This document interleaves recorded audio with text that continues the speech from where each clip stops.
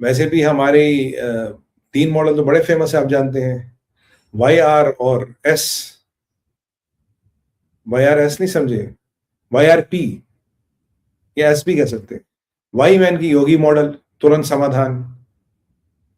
S, YR यानी कि R मतलब राष्ट्रीय राइफल्स, तुरंत समाधान।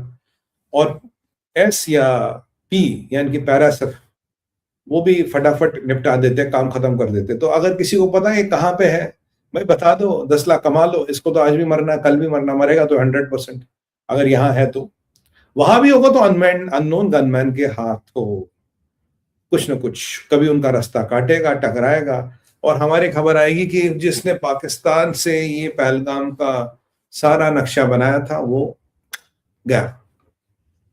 ये है कहानी सजाद जट की। अब इसको मेन एक्यूज नहीं बनाया गया, इसको हैंडलर बनाया गया। हैंडलर के पीछे का लॉजिक है, देखिए, हैंडलर अगर पाकिस्तानी है, पाकिस्तान में बेस्ड है, तो पाकिस्तान की सरकार और पाकिस्तान के ISI का पूरा समर्थन है। अगर आप इसको मेन वो करता धरता बताएंगे, करता धरता वो थे हमजा, एक हमजा था, एक यूसुफ था, एक जिब्रान था, ये सारे तो खैर पहुंच गए ऊपर। और उनमें से एक याद कीजिए, SSG का बोरो क्रैक हुआ कमांडो था, जिन्होंने SSG से बोरो किया था, उसको भी ऊपर पहुंचा दिया। अब ये जितने भी मरे हैं, इनमें एक कॉमनैलिटी है, ये सारे फॉरेनर्स थे, पाकिस्तानी थे मोस्ट प्रॉब्ली, और शायद कोई आगे का भी हो। अब ये साजिद जट अभी भी गोली का इंतजार कर रहा है, और मरेगा तो ये भी जरूर, पर इसको भी जरूर मारेंगे, पर थोड़ा देर लगेगी। मतलब हमारे क्षेत्र में आ जाए, नहीं तो हमारा क्षेत्र तो आजकल महाकाल की कृपा से कहीं पे भी है, कहीं पे भी ठोक देते हैं आजकल लोगों को। तो अब भाई हो, अब इसका नाम तो आ गया फायर में। अब बहुत जल्दी अगर आपको ये कुत्ते की मौत कहीं मरा हुआ पड़ा रहे, जैसे कुत्ते की मौत मर गया हो या मर जाए, तो आप हैरान मत होइएगा कि किसने किया क्या किया। वैसे हम कुछ नहीं करते, सब प्रभु की इच्छा से हो जाता है। तो ये रही साजिद जट की कहानी।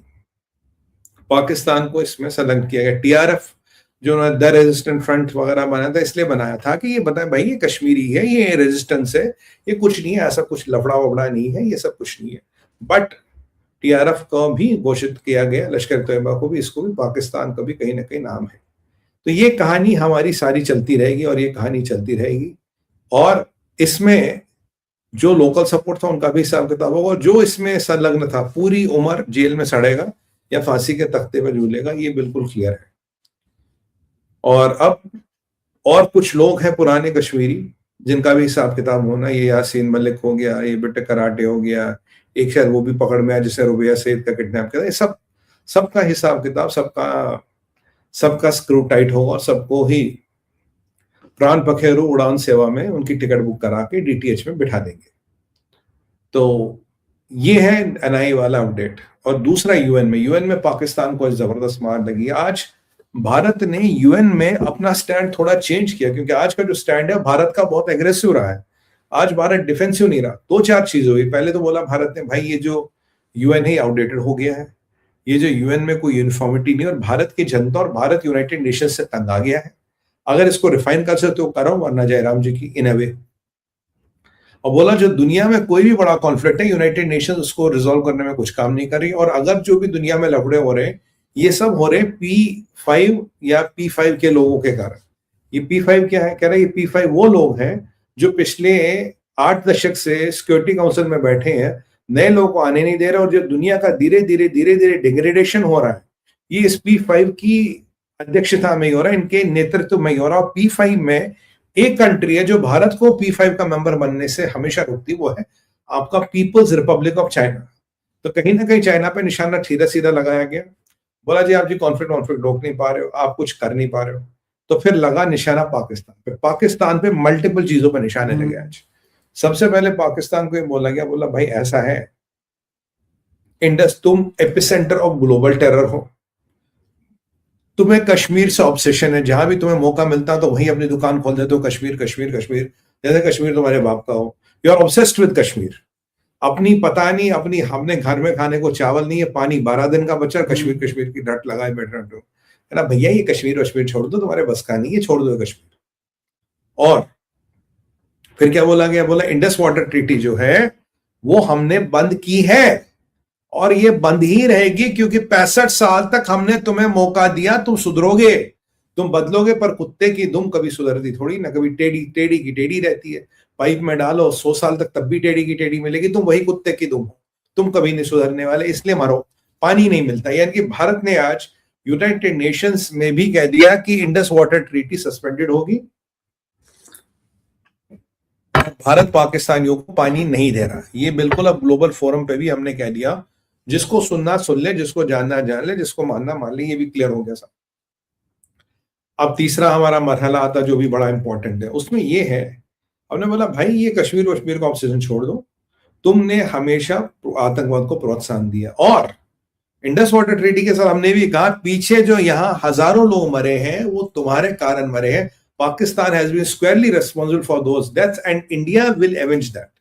इंडिया को राइट है रिटेलिएट करने का, इंडिया को राइट है तुम्हें ठोकने का, और इंडिया वो करेगा। ये हमने बिल्कुल क्लियर कर दिया। उसके बाद बोला कि तुम्हें रोज भारत भारत कश्मीर तस्मीर तस्मीर बोलते हो, जरा अपने पिछवाड़े पे जरा देखो, नीचे आग लगी है तुम्हारे, जरा देखो क्या है। बोला पाकिस्तान एक ऐसी कंट्री है जहां इलेक्टेड, ये पाकिस्तान पे हमला किया, पहले हम करते नहीं थे, यूजुअली पाकिस्तान के इंटरनल अफेयर्स पे नहीं बोलते, अब खुल के बोलते हैं। पाकिस्तान ऐसी कंट्री है जहां इलेक्टेड प्राइम मिनिस्टर को तुमने जेल में डाल दिया, इलेक्टेड प्राइम मिनिस्टर को तुमने जेल में डाल दिया, वो बेचारा जेल में सड़ रहा है, और वहां एक कॉन्स्टिट्यूशनल कू हुआ है, यानी कि अमेंडमेंट नंबर 27 एक कॉन्स्टिट्यूशनल कू था, तुमने कॉन्स्टिट्यूशन को तोड़ दिया, मोर आउट दिया, और एक मुल्ला मुनीर को, मतलब एक सीडीएफ को तुमने अनलिमिटेड पावर दे दी, और एक इलेक्टेड प्राइम मिनिस्टर को तुमने जेल में डाल दिया। याद कीजिए जायसवाल साहब की वो बात जब उन्होंने कहा था हमारी पाकिस्तान के हर मुंह पे हमारी नजर है, we are watching Pakistan very carefully. तो आज जवाब मिल गया कि यानी कि भारत मानता है इमरान खान ही पाकिस्तान का प्राइम मिनिस्टर था, भारत ये मानता है कि इमरान खान ने ही चुनाव जीता था, और भारत ये मानता है कि आर्मी की मदद से इमरान खान को जेल में ठूसा गया, और उसकी सेहत और उसकी सुरक्षा को लेकर सवालिया निशान है।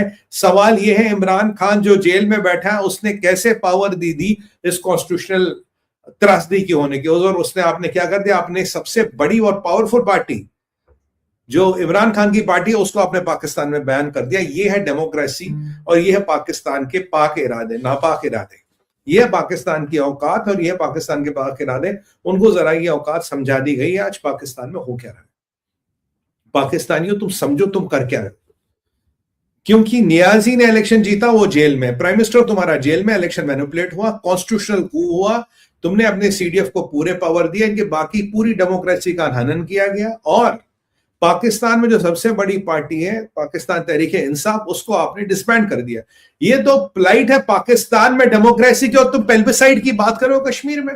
कश्मीर में राजशुमारी कराओ, यानी राजशुमारी यानी कि इलेक्शन, यानी कि एक पेल्बिसाइड, जिससे पता लगे वो यहां रहना चाहते, वहां रहना चाहते। भाई जिसको पाकिस्तान जाना है किसने रोका है? मोदी ने पासपोर्ट बंद कर रखा किसी का, जाओ वहां का बॉर्डर पिछवाड़े पे लात मार के पाकिस्तान निकाल जाओ, हम मारेंगे लात तुम्हें, जाओ पाकिस्तान, किसने रोका? जिसको पाकिस्तान जाना, आज भी खुला पाकिस्तान जाओ, जाना अफगानिस्तान जाओ भाई, इस्लामिक शरिया वहां पे, वहां रहो, किसने बोला यहां रहने को? तो ये हमारा क्लियर मैंडेट है। पाकिस्तान पे हमने अटैक किया, 3 अटैक, इमरान खान को लेके, इलेक्शन को लेके, सीडीएफ को लेके जो कॉन्स्टिट्यूशनल कू था, और पाकिस्तान तहरीक इंसाफ को बैन करके, और साथ ही साथ चाइना को भी बता दिया भैया तुम्हारे कारण ये जो तुमने P5 पे कब्जा कर रखा, बाकी लोग चाहते हैं कि भारत को मेंबरशिप दो, बिकॉज चाइना ब्लॉक करता, और उसी ब्लॉकेज के कारण